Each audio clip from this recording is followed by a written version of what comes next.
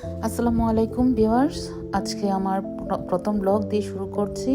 আপনারা সবাই আমার জন্য দোয়া করবেন যেন আল্লাহ আমাকে ধৈর্য দেন এবং আমি যেন সফল হতে পারি ব্লগে। তো আমি আমি আসলে আমেরিকায় এসে আমার একটা সবজি বাগান করছি। তো আমার সেই বাগানে বেগুন গাছ, দু ধরনের গাছ, অবশ্য বেগুনের একটা লম্বা একটু গোল বেগুন। তো আমার হাজব্যান্ড এবং আমার বাচ্চা মিলে ওরা বেগুন পাড়তেছে এবং মাশাল্লাহ অনেক সুন্দর আমার বেগুনগুলা এবং আমার সবজি বাগানটা।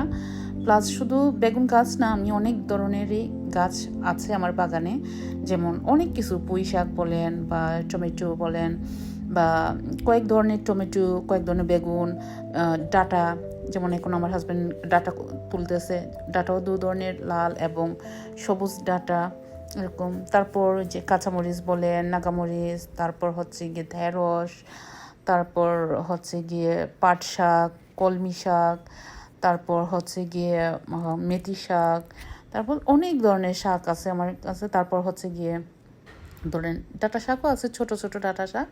এই যে অনেকগুলা ডাঁটা তোলা হয়েছে। আমার হাজব্যান্ড এখন, আমার বাচ্চা এবং আমার হাজব্যান্ড মিলে অনেকগুলো কলমি শাক তুলতেছে, ফ্রেশ ফ্রেশ কলমি।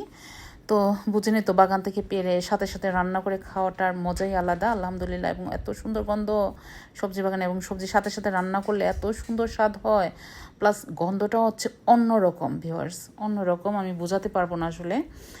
তো আর এত ভালো লাগে সামারটা, মনে হয় আল্লাহ সারা জীবন যদি এরকম সারাটা বছর যদি সামার থাকতো অনেক ভালো লাগতো, সুন্দর সময় কাটে। প্লাস হচ্ছে নিজের বাগানে আমি আসলে ফুলের বাগানও করছি আমার সামনে দিয়ে, এটা আমার হচ্ছে বেকইয়ার্ডে আমি সবজি বাগান করছি, আর আমার বাসার সামনে হচ্ছে আমি ফুলের বাগান করছি।